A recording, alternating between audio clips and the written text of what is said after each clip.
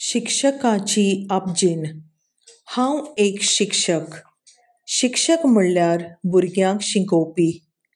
ट्रिंग ट्रिंग करून शाळेची घंटी वाजली. सगळीं भुरगीं वर्गांत धांवून आयलीं.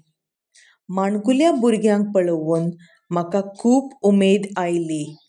कित्याक आयचीं माणकुलीं भुरगीं म्हणल्यारूच फुडल्या भारत देशाचे खांबे. भुरगीं फुलावरीं फुलतात तें पळोवन काळीज धादोशी जाता.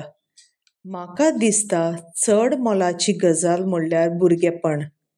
हाका लागून हांव भुरग्यां बरोबर नाचतां, खेळटां आनी गायतां. भुरग्याचे तकलेर म्हाका पुस्तकांचो पेज दिवंक नाका. त्या माणकुल्या भुरग्यांक हांव खेळणी दितां. हांव कठीण विशय सोंपे तरेन मांडून तांकां शिकयतां. शिस्त म्हणल्यार जिविताची पयली आनी वयली भाग.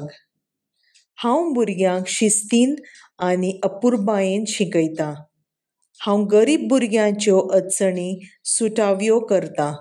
भुरग्यांक म्हजेर खूब विस्वास आनी तांचो म्हाका खूब मोग.